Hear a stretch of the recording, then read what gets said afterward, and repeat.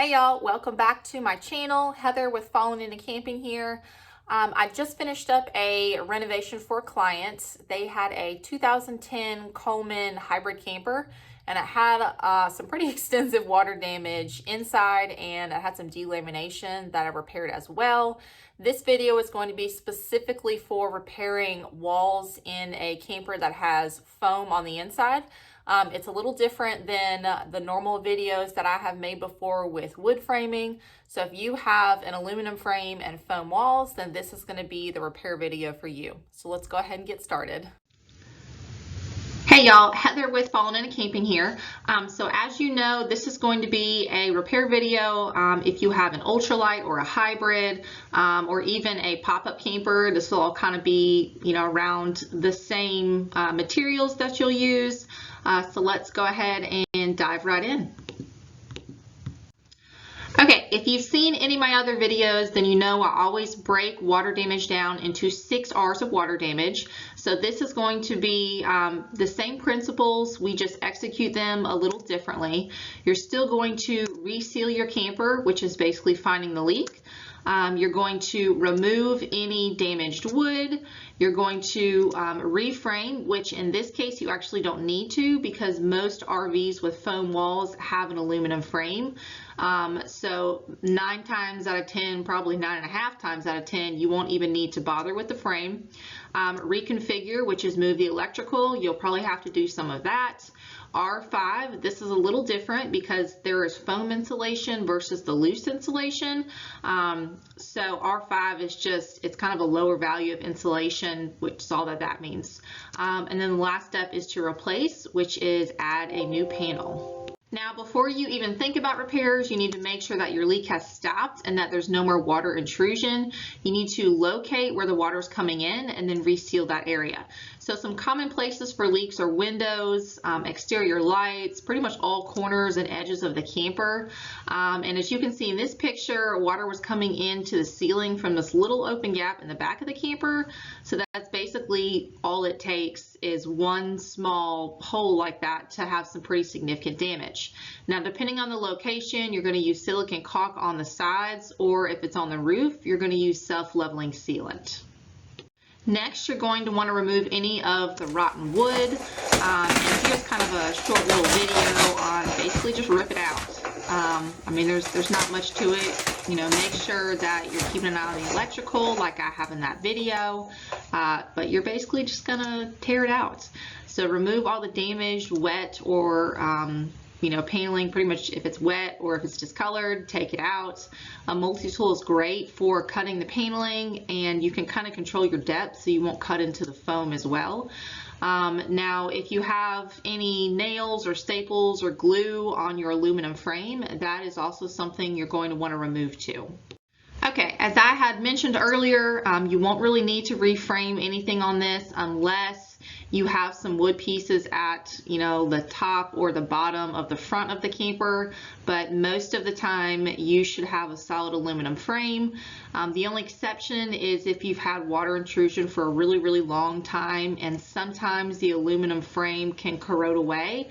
And if that's the case, you'll need to support your frame with some new aluminum tubing, just square tubing.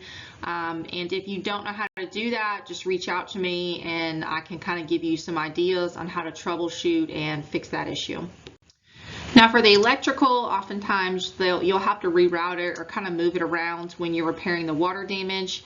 As you can see, I have a light right there, and I think I ended up cutting that, and then I also have another light right there that I ended up feeding through the top part of the camper. So just take pictures before you cut any wires just so you can remember how it goes back. Highly suggest soldering your wires back together. If you don't know how to do that, there's lots of good videos on YouTube. I've got one on my channel, so look into how to solder. Okay, as far as the insulation goes, I actually reused the original foam. It's pretty good at repelling water, so I just didn't see a need to replace it because it wasn't damaged, it wasn't wet. So I just reused mine, but if you don't want to do that, or if you damage it in the process, you can always take it out and use 1-inch R6 foam insulation, and you can buy that at like Home Depot or Lowe's. And finally, the last step is replace. So you're going to want to replace the paneling with new wood. Basically measure, draw it out, cut it, glue it. In this case, I used spray adhesive and then I nailed it. So I do have another video on my YouTube channel on how to cut out paneling. So that's also going to be helpful for you guys as well. Okay, lastly, before we dive into the video specifics of how I did it, make sure your camper is unplugged from shore power, your battery is disconnected, and your propane is off. Now, normally I like to try to work in 4x8 sheets, and if you've seen any of my other water damage repair videos, I explain why. Just makes it cleaner, makes it look nicer, but in this case, I actually broke my own rule and I didn't do that, and I will tell you why once we get to that section. Okay, so here are some basic materials that you will need to repair the walls. You will need 1/8 inch paneling, and I say 1/8 inch because 5mm underlayment will not work. It is too thick. So if you can find real wood 1/8 inch paneling, that's great. But if you fixed your leak and you know, you're confident that you're not going to have any more damage and you're going to do regular maintenance, then you can use the 1/8 inch paneling. Now you will also need some deep throat clamps. I like the 12 inch ones, but the 8 inch ones will also work. I buy mine from Harbor Freight. I have all of these, the staples and all that stuff linked on my Amazon storefront, which you can find on my website, fallenintocamping.com.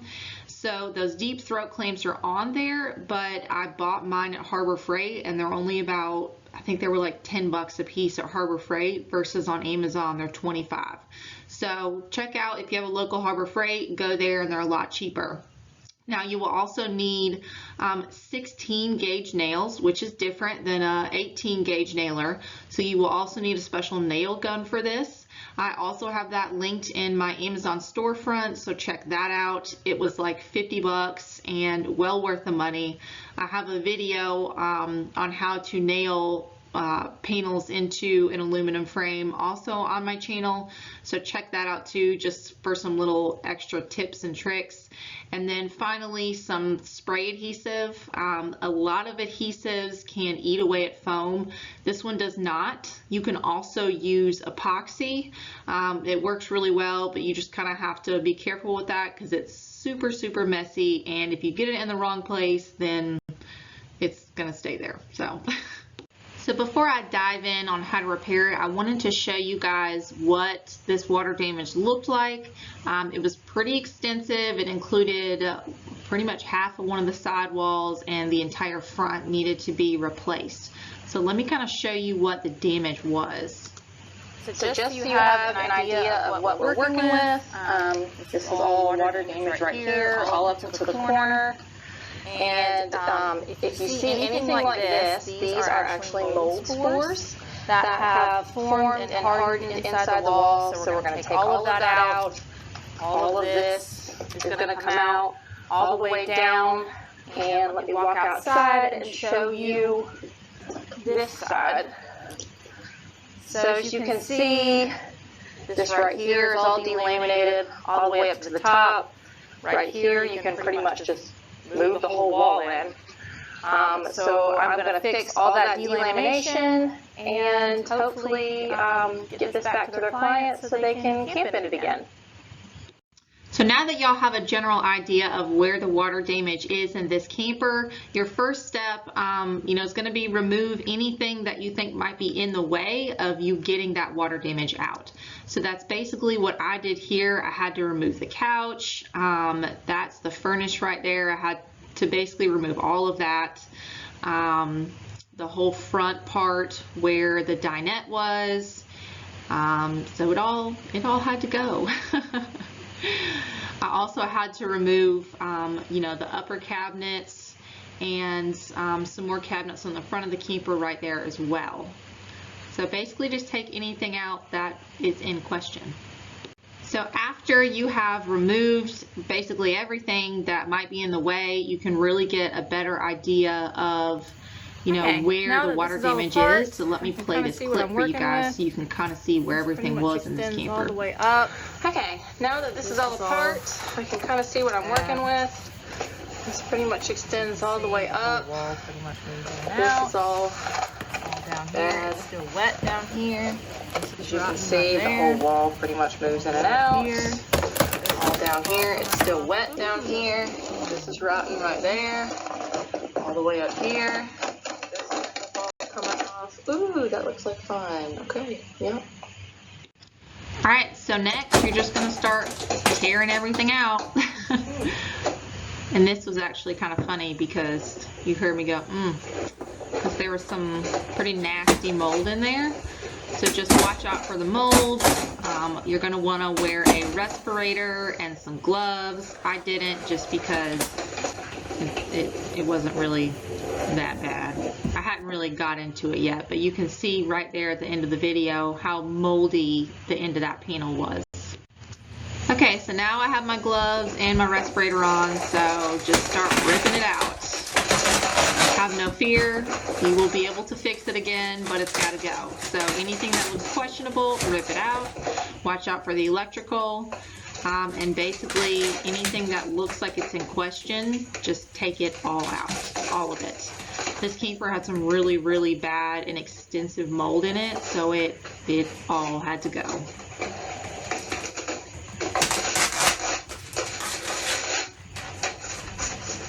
And you can see me pressing on the wall and how weak it is, because it delaminated on the other side and not just inside the camper. So that's something else to think about too, is if you have delaminated and you have rotten wood on the inside.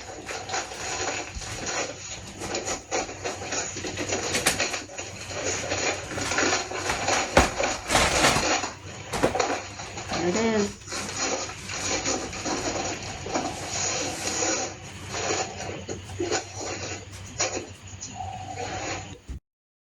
And just so you can see how much water had come in, I mean, the framing for the bottom of this camper had just crumbled in my hands.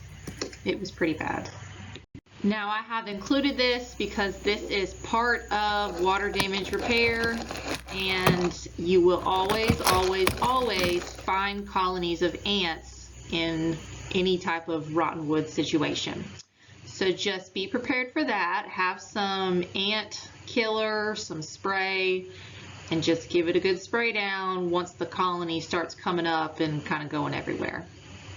So now that you have ripped off most of the wood, what you can do is start scraping away the excess paneling off of the foam.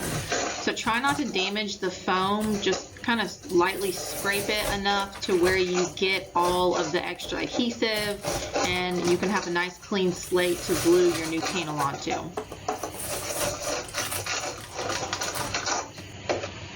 Now, I'm not going to go over how to cut a panel. I have another video on my YouTube channel right there, how to cut out the weird shaped panels. So definitely watch that. It's going to be super helpful for you for all the weird corners and stuff like that. Now, I have tried not to speed these videos up, but this one was going to be like 5 minutes long, and I know you guys don't want to watch that. So I have sped this up. After your wall is clean, spray it down with the Gorilla spray adhesive. I sprayed the foam and I sprayed the panel. After that, you're basically going to slide it up into the wall. This was for a client, so I actually kept the trim that was on top, and you see I kind of just worked it in and slid the panel up into the ceiling trim. And then I used some clamps, those deep throat clamps I was telling you about, and I put a piece of wood on both sides of the camper and kind of just clamped it in place. And it basically just glues it together, and it gets a nice seal. Now, after your clamps are on, you can get your 16 gauge nailer with your 1-inch nails and start nailing the panel to the aluminum frame. So basically the top and the bottom is really all I'm going to be able to get on this section right here. This just kind of shows you the paneling all in and how it looks, and it's a nice fit, so we can move on. Now, if you notice, I did not cut out the hole for the window yet. It's easy for me to just get a router with a flush trim bit, and then I use the foam as a guide to guide my router around the window, and it makes for a pretty good hole. So if you have a router, that's a great tool to use. I use it all the time, and it's probably one of the most versatile tools in water damage repair. So definitely get one if you don't have one. And this is just me putting extra paneling around the other places where there were water damage on this side of the camper. So, you know, it's basically just the same process as the other panels. And finally, this is what it's going to look like. If you see right here, I have a little strip. Those are actually iron-on edge banding. It's melamine edge banding that goes in between the panels, and it works really well. I have a video on that. It's titled How to Make an RV Wall Seamless. So watch that if you don't know how to put the edge banding on the walls, because it just kind of makes it look a lot cleaner. And that is pretty much it. After you repair it, you obviously put all of the stuff back in it the way you took it out. If you guys have any questions, feel free to comment. Definitely like and subscribe my videos if you want more. I also have a lot of really good resources on my website, which is fallenintocamping.com. I've just started booking consultations, so if you have water damage and you're not sure on how to navigate it, I can do a consultation and we can video chat, or you can send me pictures, just kind of whatever works best for you. So y'all reach out if you need something, and I hope you have a great rest of your day.